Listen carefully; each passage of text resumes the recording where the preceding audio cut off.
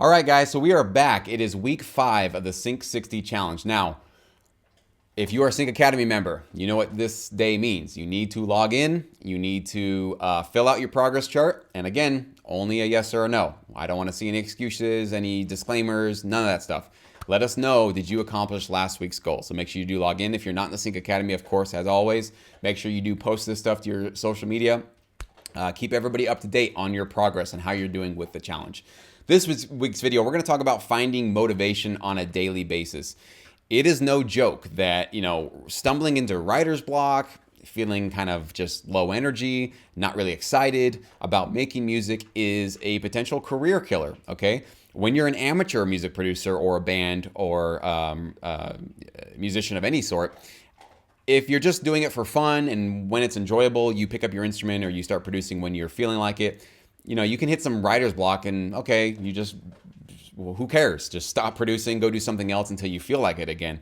We don't have that luxury as professional music producers, especially as sync licensing producers. We have to produce on a daily basis, whether or not we feel inspired, actually. And there are many times where we are not feeling inspired to make music, but we have to figure out a way to motivate ourselves real quick to get ourselves in a mood to be making music. Now, luckily, when there's an opportunity in front of us that we have to shoot for, it's really easy to get motivated because there's a custom job or there's a full album that we can put our music on for a library, and then we can visualize the kind of success that we're going to get with that. But today, with this week's video, I have Trevor back with us. He's one of our Sync Academy pros here in Sync Academy, and he's going to give us some of his motivational tips in terms of what's worked for him over the last 10 years plus of his career as well. But what I want to first start this video with is the idea of having a very clear vision of what success means to you with music licensing, okay? So if your goal by participating in Sync 60, joining Sync Academy, or just doing whatever you're doing with your music licensing career, if your ultimate goal is to create full-time income for yourself, what does that look like on a day-to-day basis? Have you actually visualized that, okay? So right now, maybe you wake up and you have to go to a day job. So that means you either wake up before your work and have to produce some music, or maybe you have to wait till you get home at 5 or 6 p.m. or later to make some music. Have you visualized what your life actually looks like when you just get to wake up and make music on a daily basis? When do you wake up in the morning? And do you first, and I mean down to the specific of, do you first go to your studio and make music? Do you make your cup of coffee and then go make music? How does your schedule look like? Like actually visualizing your future life where this is all you have to do every single day. You don't have to, fight through morning traffic. You don't have to say good morning to a boss that you don't respect and doesn't know anything. You actually just get to do what you love for a living. So it's really important to spend some time like just contemplating that, meditating on it, whatever you want to do, but visualize it down to the actual daily routine of what your life will actually look like and how awesome it's going to be when you actually can do this every single day. When you have that very clear vision, that's what's going to motivate you and energize you, because take my word for it, it's not a cakewalk every single day in this business. There's going to be days, weeks, maybe even months where you're just in a lull. Like nobody's going to give you a round of applause for what you're doing. Nobody cares about what you're doing, and you're not getting a bunch of placements and a bunch of opportunities, and you're kind of chugging along, but it's really unthanked work and probably low paying work for a long period of time. And the mistake that most producers make is they take that as a sign of failure, and so they go chasing something else that feels more motivational to them, right? But in those low moments, in that doubt, in that moment of, you're not getting recognition or praise or opportunities thrown your way, that's when that vision has to be there. There has to be something that you believe in, that you see. Maybe nobody else around you sees, but you absolutely see that future vision. And that needs to be the light at the end of your tunnel that pulls you through that darkness and that moment of doubt. So that's the first big thing that I want to harp on in terms of making sure that you guys have a very specific vision for yourself. When I was, younger, my specific vision I was actually more interested in I wanted to be, obviously I had a band and I wanted to tour the world and I wanted to have hit songs, but I also was interested in being a songwriter, and I wanted to be a lyricist, and I wanted to actually write songs for other artists and that kind of thing. And I remember back then, my specific vision was I wanted to one day walk into a grocery store, getting my groceries, and hear music playing on their speaker system and go, oh yeah, I wrote that song 10 years ago. And then another song, oh yeah, I wrote that song too 7 years ago. I visualized this future life where I would be walking around and would like, oh yeah, I did that one, and actually hear music that I'd actually created while I'm, shopping or whatever. So that was a very specific vision I had. Now, Didn't quite work out that way for me, but in many ways it did, because now I do sometimes just turn on a TV show or watch a streaming show and I'm like, oh yeah, I had a placement on that TV show. Oh yeah, that's my song. So in a way, it actually came true. But that's what I mean when I talk about a very specific vision for the future of what you want to see for your future life, okay? So I'm done babbling. Trevor, why don't you go ahead and give us an idea of maybe some of what your clear vision was when you got started, or basically what the sort of plan was for you, making sure that you stay focused in this industry. Yeah, and my story is kind of similar, but it had a beginning that was different. But I started off wanting to just be Pharrell. That was my like I was like a teenager and was like I want to be Pharrell when I grow up. And so I spent a lot of time like kind of being like learning music and trying to like go down that path. And um I slowly like liked it less and less as I went. Like I didn't really actually want to be this crazy cool music producer that worked with all these big artists. Once I started working with certain artists and doing certain things, and I was like, I love music. I've discovered I was really like I think the biggest thing about like this understanding what your motivations are and could be is understanding yourself as much as possible. Because through the journey, I was slowly realizing about myself, like, okay, my motivate like I still like music, like my core is one thing, but my end goal might be different. And I started noticing how much I loved music in movies and in TV shows, and how much I loved to broaden my thing whenever I was wanting to be a music producer. It was instantly was like, well, can you do beats like this or like this? And then just like those two things, like any artists or, singers or rappers or whatever, were like, okay, well, we want you in this box as a music producer. And I wasn't really liking that. I was like learning EDM and was really into EDM and wanted to learn guitar. And like, so TV and film was kind of what gravitated me towards it. And it became a goal as I was losing a different goal. And understanding that about myself and being like, okay, I have this new goal, this new mountain to climb. What are the steps that I need to take to get there? And I didn't, I was doing that a little bit with the other thing, but then once it changed, then I had to restructure my like motivation, because it's not like I'm not eager to go hit the studio with a vocalist anymore. I'm eager to like hit a certain mood in a track, like, and understanding like, what kind of gets my, I don't know, what is the biological term, like my endorphins going or whatever when I'm working, understanding what actually does that, and then going, okay, like those are my motivations. Let me do those things. Let me do a track that like makes me feel good about what I'm doing. And then if it's an actual job and I have to do something that I'm not in control of, I then look at the situation and go, okay, what are my goals? Like if it's just a money job, then it's like, okay, well, let me look at the money. And that's not a bad, like a lot of people have the like, oh, how dare you be in it for the money? Like sometimes you are in it for the money, and be honest about it. Sometimes you're like, look, I have a skill, I can do this really well, and I want a new car. So let's put all that together and make it happen. Next month I'll do the fun creative thing that gets my, thing going. But this month I'm just paying my bills and buying a new car, and that's not, I actually don't think that's really a bad thing. And so knowing those motivations and understanding, like how to navigate those motivations will help. And so, yeah, thinking about my beginning, how I started off, and then slowly shifting and understanding myself and not trying to keep myself in the old way going, no, that's what I was doing. Like it helps you grow and continue to chase the motivation that kind of drives you. I love that, man. I want to actually just kind of dovetail on something you said there. You guys should never apologize for wanting to make money with your music ever. And I've reached, I've gotten some of that sort of criticism as well, as people like, well, you shouldn't be making music for money. You should just do it for your love. Keep going in that direction. I'm not ever going to tell people don't make music just for the love of it. Absolutely. I'm not going to be somebody to tell you how to live your life that way. But here's what money is. Money is value. Okay, that's really, if you can just sort of substitute the word money for value, the better you can serve a marketplace and the more money you earn from that marketplace, the more you are valued, right? And the more that your music is valued. And guess what that means? That means the more you're serving and helping other people with your music. You're serving their needs, making their lives easier, making their video content better, making their movie more emotionally compelling. Whatever their content is, your music is serving them. So the way that you can measure your success, if you want to make this your full-time job, is how much value are you adding into the economy or into this niche industry, right? And the more income you're making, Guess what that means? The more valuable you are, the more value you're adding to the industry. So never let anybody make you feel guilty for that at all. Like, you absolutely, if you want to do music for your job, right? And you want this is, again, I think everybody watching this is probably in line with that. If you want to do it for fun, absolutely. This is, who cares? Just go make music. Nobody needs to tell you how to do that. But when it comes down to doing it full time and you want to actually create an income from it, that's how you should be seeing this stuff. It's not about like, oh, you're just somebody giving you guilt about being greedy because you want to make money. Flip it back on them. It's like, nope, that's not what this is about. This is about me wanting to serve a marketplace and wanting to be valued, fairly and honestly for the value that I create and the service that I'm basically providing for this industry. Okay, you're not going to see, and those same people probably wouldn't go up to a piano teacher and like, how could you be charging people to give piano lessons? Like, well, they have a skill that people want to learn, and so they're going to serve people with that skill. They're adding value to people's lives, and they absolutely should be charging for that. So anyways, just a little mini rant there. But let's go ahead and talk about something really fun, which is using spite and anger to get yourself through this industry, because it absolutely is something that can really help you.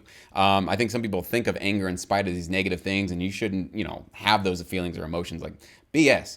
I've had haters and I've had doubters, and some of you guys have watched my video in the past about this, but real quickly, I had a previous boss before, basically in the beginning times of me getting into the industry, 2008, 2009, whenever that was. And I had a boss for my day job, and he knew what I was trying to do with this. But he essentially pulled me into his office one day and just said, you're making a huge mistake. You're not going to be successful. Like, my business and the job you have right now is basically your only path to succeed in the music industry. It was a music related company. They're out of business now, just side note. And if you're not doing well with us, you're just not going to succeed, right? And, I was 23 or 24 at the time, fairly young. This is a multi-billionaire. This guy was really wealthy, and he's telling me this, and he has this multi-million-dollar company. That's a lot of pressure to put on me. And so it did get under my skin. It did make me feel doubtful. But when I did finally spin off into my own industry and started doing this myself and just committed 100% to music licensing, you better believe I was boiling with rage and anger and spite. And there was definitely a side of me that was like, I will show this jerk he was wrong. I will absolutely prove to this guy in time that he was 100% dead wrong about me and my career and my potential and my value to give to the world. And, spoiler alert, I definitely proved him wrong. But I think one of those things is like I think most of you guys have maybe somebody in your life that's giving you some of that doubt, or maybe you think they're giving you some of that doubt. Sometimes it's very passive aggressive. It's not like an assertive thing like I got, like that kind of aggressive thing that I got. But you should use that. Like, that's energy. That's unused energy, basically, that you can absolutely live on, get motivated through, and use to basically push yourself into those moments of low motivation. So, and I know, Trevor, you have kind of a similar story. Do you want to share yours? Yeah, I won't get details, but yeah, I was at a party one time when I was a lot younger, and I was trying to explain what I was doing. This was before I really had much success in it. And this guy who was like 50 or so, he was just all of a sudden in this like crowd of people, we were all sitting at a table. He was just like, well, what do you mean? Like, do you have this? And he was like naming off do you have a retirement account set up? Do you have healthcare set up? Do you, or do you have a paycheck coming next month? Like all this stuff that like he had, obviously. And I was young and didn't understand like a lot. So I was just kind of like, no, like I didn't really fight back. And I never forgot that like story though, because I remember feeling like crap, but then also like I had to fight with myself of like, what am I doing? Is he right? And if I don't believe he's right, then I need to use that, that understanding that I have of like, no, he's right on a technical sense, but like all of that stuff I will have, and I will get there, and I will, I know my journey and my plan, and I'm going to prove, and it wasn't just no, I think he's wrong and I'm going to go, prove him wrong. It was like, no, I want to see him someday now, like now when I'm older, I want to find that too, to be like, look, like, and side note, I don't really agree with his career. So like, I want to kind of shove it in his face even more, but, yeah, like that kind of stuff, like not only is just an interesting story, and I know a lot of people it would get them down. I know a lot of people, especially like that guy's a random dude. Some people have family members that say that kind of stuff. Like some people, people they respect will like, just like your story, that guy, you respected him. It seemed like, at least at the time, coming down on you, it's hard to be like, to look up and be like, you're wrong while you're looking up, or look at like family members that you care about and don't want to let down and stuff. But most of the time, like it's the mode that kind of stuff can be a fuel instead of like a drain, where instead of being like, oh, everybody's making me sad, you can use that as like, no, look, like it happened at least once, right? Like I know somebody that this has worked for. I know, I mean, you just Jesse alone, like there's me, there's plenty of people around that this has worked for. And if that's true and the pathway, or you believe in your pathway, then all you got to do is get there and then be able to shove it in their face. And that's, while that is a little petty, it also is good fuel. Like it's good fuel, and it's good. Maybe when you're at the end of the tunnel, you can not have to shove it in their face. You just kind of live it around them, and then they get it. But that stuff is motivating, and I think it can be turned into good, as opposed to just kind of wallowing away and being sad about it. Which I did for a little bit when I was like afterwards in that conversation. I was just like, man, what am I doing with my life? Yeah, And then it's ironic that this many years later, both of us would probably like thank those people that oh yeah, pissed us off earlier on, because they actually did us a huge favor. Like they had no idea what they were doing for us, but they did like one of the biggest favors for our careers that they could have, which is to light a fire under us and to basically just supply us with tons and tons of energy and motivation to accomplish our goals. So it's just one of those weird things about life that like in the moment it seems like a really bad negative thing. But as the years go on, you start to realize, man, I'm really glad that jerk said what he said, because it actually really gave me something that I don't know if I would have had without that person. So it's a weird thing. Like you really have to be, life kind of like teaches you those kind of lessons all the time. You think something is really negative and it turns out to be one of the best things you ever went through. So it is weird. The other thing too, kind of a little philosophy that I carry with me is that you'll get people like Trevor was talking about, like you might have friends, family, and I had people that I know when I was in the early stages of my career, and it was always like, well, have you thought about maybe going to law school? Like maybe you could try this, maybe you could try that. And I actually also, in the beginning years of my career, I for many years drove an old piece of crap.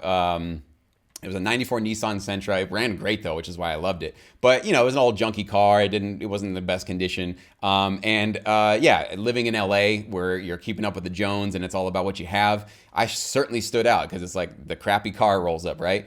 And I remember, I'd get a couple of comments here and there, like, hey man, maybe you go to get a new car. Why don't you think about doing this? Why don't you think about doing that? And you guys, maybe some of you guys have gotten those kind of comments about whatever. And for me, I was like, my career is more important than my car. I don't care. The car is an A to B thing for me. If it gets me to where I want reliably, I'll keep it, and it's cheap and I have no monthly payments. So that's where my head was. And I was like, I want to focus on my work. I don't care what you think about me and my car. But what I always started to think was that when somebody would give me those kind of comments, like, hey, why don't you think about getting a new car? Why don't you think about this? Maybe people tell you like, hey, why are you renting? You should buy a house, right? They always give you these financial advice. You can always turn around on them. It's like, cool, are you going to pay for it? Like, are you going to be there in 6 months when the car payment comes up again and I have to pay again? Are you going to be there every month when the mortgage is there and maybe I have a rough spot with my finances and I can't pay the mortgage? Are you going to be there to bail me out? No, you're not. So you can't give me financial advice because it's not going to be your name writing the lease. You're not going to put your credit on the line for this. So they are just talking. Okay, that's all they're doing. And many times when people do that, what they're doing is they're trying to elevate themselves, right? Because they can point down at you and say, well, you don't have the things that I have. So therefore it helps them feel better about themselves. But try to put that stuff out of your mind because, again, they're not going to be there to bail you out when you might need to be bailed out if they're asking you to buy something that you can't afford or any of that kind of stuff. Okay, so always just stay true to what your goals are, what you want to get out of life, and to hell with all the other stuff. Who cares about any of that other stuff? If you're happy doing what you love doing, what does your car matter? Like, what does your house matter? What does any of that stuff actually matter? It's not going to do anything for you. If every single day now you have to, work 3 times as hard at a day job that you hate to keep paying for the things that you don't like. Okay. But anyways, we're going on into a tangent into something completely different. So last, I want to talk about basically connecting with other producers. So this is a very lonely business. Okay. We work from our home studios, usually miles, states, or even time zones away from the libraries that we actually work with. So there's not this sort of like walking into the work and good morning, good morning. You don't really get a lot of that on a day-to-day basis in this. So it can feel very isolating, and you can feel very lonely in this business. It's absolutely something I've gone through, and I know probably Trevor has gone through something like that. So being a part of a community, and not just a community of people online, but specifically music producers that do TV film sync licensing. Those of you that are in Sync Academy, You have that, okay? I hope you guys are taking advantage of the fact that you can log in every day. You can post a question. You can talk to other people. You can share your thoughts. You can look for encouragement. You can listen to other people's music. You can post your own music. There's so much stuff you can do in Sync Academy that if you don't have a community like that, you really are stacking the chips up against you, because if you have people around you that either don't get what you're doing or they're not the most encouraging and motivating for you, you will sort of succumb to all the pressures in your life. So if nobody around you is kind of giving you that daily sort of keep going, and you can do this, it is really hard sometimes to find that daily motivation to keep at your goal. So wherever you are, Sync Academy, you have that community. Even if you're not in Sync Academy, find a community, okay? Go find a place where you can connect with like-minded people that stay positive, stay productive. Don't get lost in rumors and trash talking and negativity and the industry sucks, right? You get those on a lot of forums out there, and you can go into a wormhole of time wasting, okay? So try to stay clear of those kind of forums and places online. But if you can find a positive, productive place or create one, whatever it is you need to do, it's going to basically keep you so your odds of success are going to exponentially increase when you do that. I've just found that for myself. The times that I was the most isolated were the times that I felt like giving up the most. It was like a 1-to-1 correlation. So Trevor, what do you think about that subject? Yeah, man, I kind of have a lot. Like, there's a lot here that has become a very new revelation for me, because I spent a lot of my career like alone in the studio, and I tried like when I was younger too, forums was kind of a big thing, like hip hop forums or EDM forums, like as producers, and those always ended up becoming just like bickering parties. And so it always did feel like that. And the one thing that I think I realized at some point is when you're trying to collaborate or to just even be around, like collaborating sometimes can be difficult, but being just around other like-minded, producers or vocalists or whatever, whatever your thing is. What I found was really nice is having a sideways relationship, not an up and a down relationship. Like you're like having a relationship where you two are on similar playing fields, and what you're doing is both lifting each other up to the next playing field, and then to the next one, and then to the next one.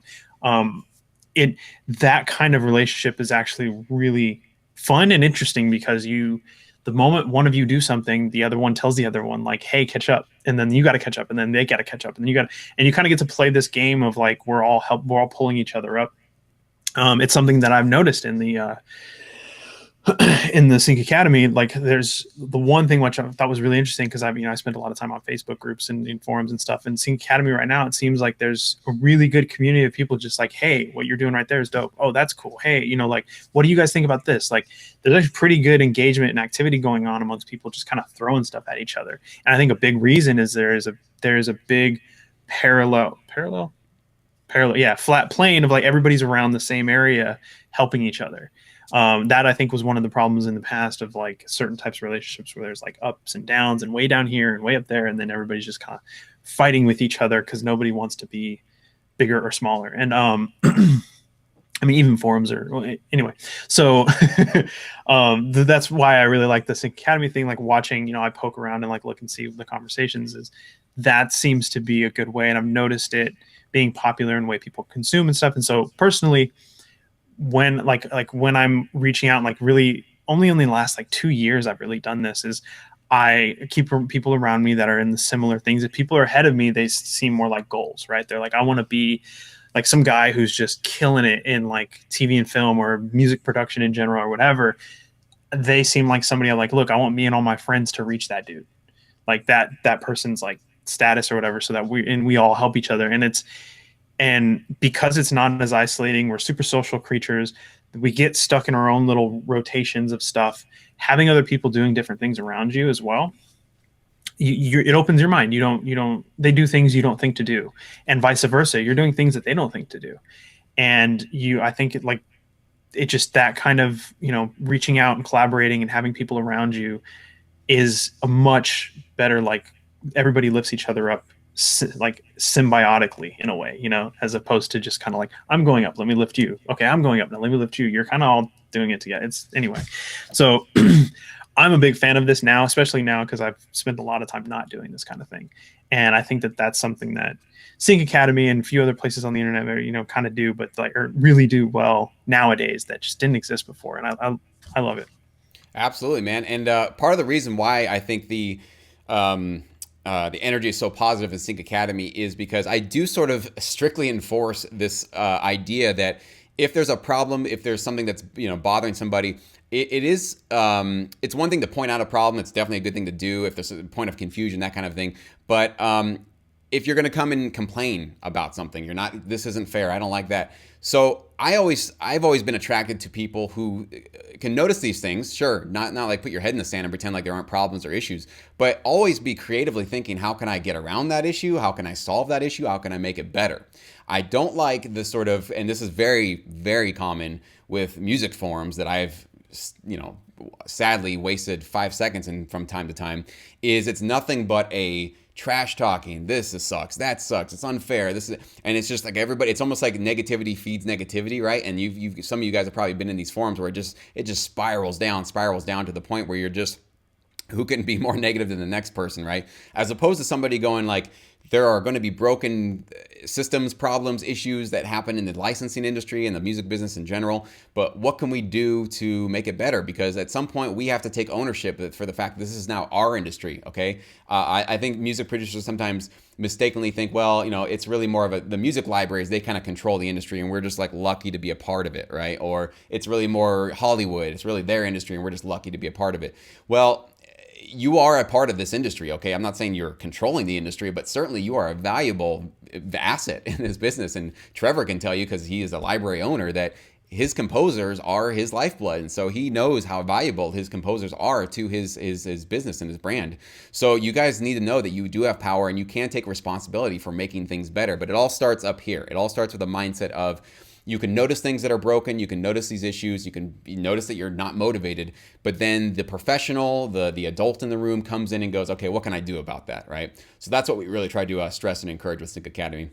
And last but not least, for this week's video, I want to talk about if all else fails, you're not really feeling motivated, you're not inspired, there's nothing really kicking you to make some music. For me, it's like a guaranteed 100% works like pretty much every single time, unless I'm really in a funk and something like maybe a personal issue is coming up. But I just like to go watch other people producing music. That's my sort of golden ticket. I just love to watch somebody with their session. They're showing how they're composing their string orchestra, or they're showing how they're putting together the EDM track.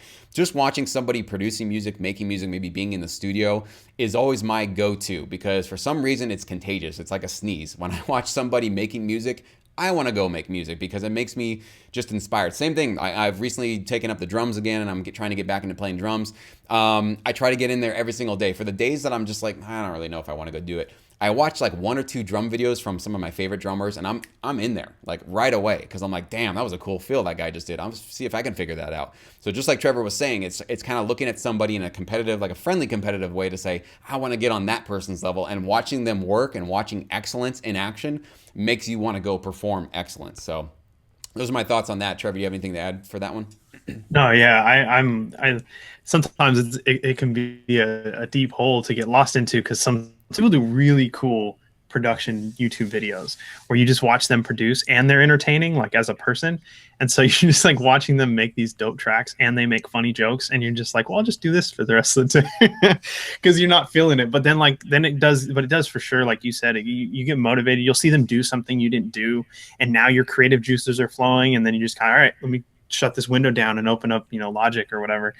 And like those do work really well, because we're creative. And if we're not feeling creative, like that kind of situation might just, fill our creative bucket a little bit. And then we just roll from there. I guess I don't do it as much. I think partially because I know that I can get lost in it and then just sit and enjoy the show.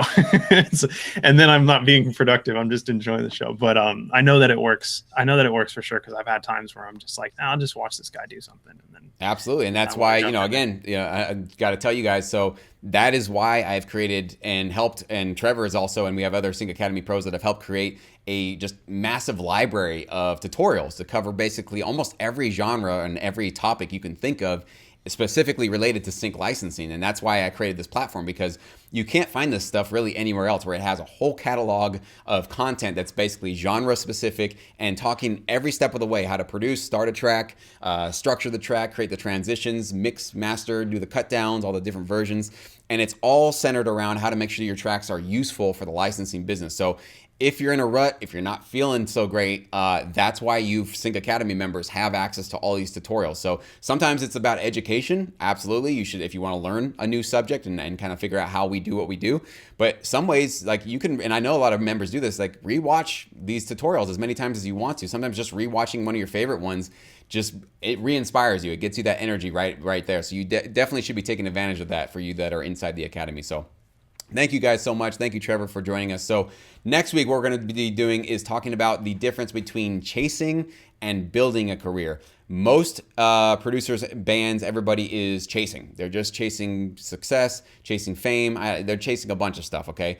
Successful producers who are actually going to do this full time are building something. So I'm going to talk about the key differences between those two ways of basically moving forward in your career, and how with sync licensing, it's basically the industry that allows you to like organically and naturally build your catalog up. So it's actually just, it's so awesome that the fact that this industry exists, because in many other sides of the music business, you're kind of stabbing in the dark. You're hoping this works. You don't know. You try a bunch of things out, but you are kind of chasing many different strategies.